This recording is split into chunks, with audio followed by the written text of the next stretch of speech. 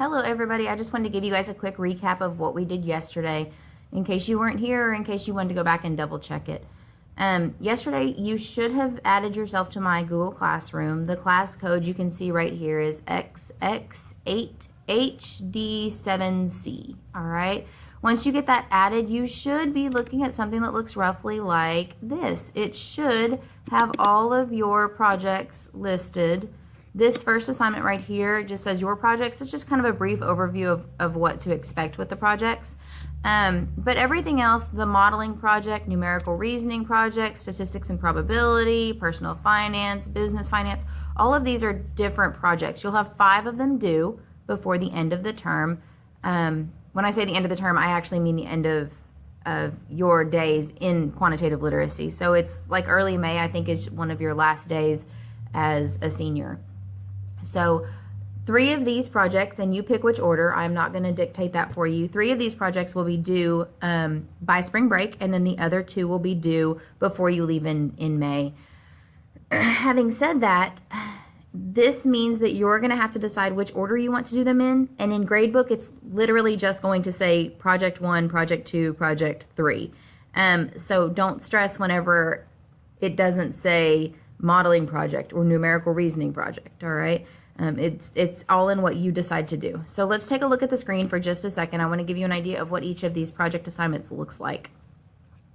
So it says to submit all of your pieces here, and so you can submit them multiple times. Submit them when you want me to double check them. Send me an email, say, hey, I submitted this, would you take a look at it? I want to kind of know where I am.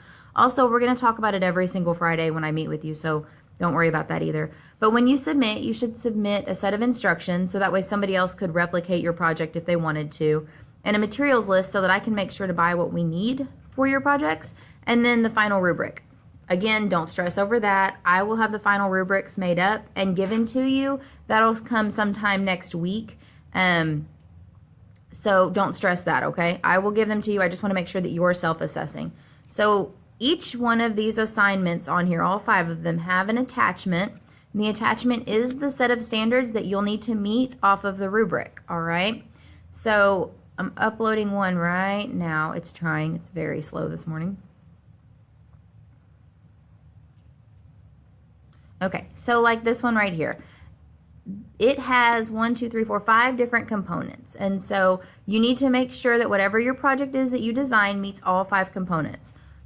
Don't worry, I'm not going to let you get super far ahead and not make sure that all of this stuff is where it needs to be, okay? Don't feel like you're going to have a finished project and then I'm going to look at it and say, wait, you didn't meet 3 of the 5 standards. We'll talk about it every week to see where your progress is, okay?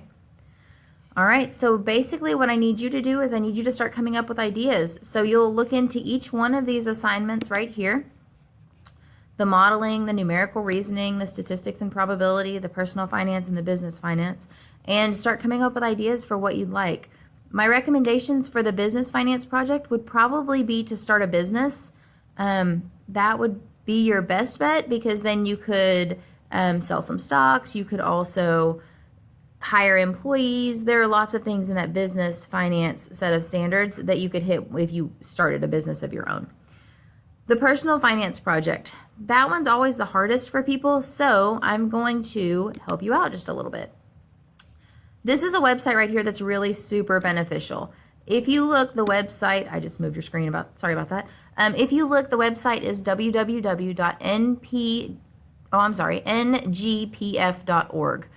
This website has lots of project ideas, so click on resources and then click on projects. And then you'll be looking at a new screen with a bunch of little tabs, all right? So you pick whichever one of these tabs seems interesting to you. So there's checking, savings, budgeting, investing. No one of these projects is going to completely meet all of the standards, all right? So just be aware of that from the beginning. But you can look at these to get inspiration. All of these would help you come up with some type of a project for your financial literacy piece. You could also use parts of a lot of these projects to make up your own big project as well. All right? So hopefully you've gotten some ideas and you're ready to talk to me on Friday about what you think you may be wanting to do for your project.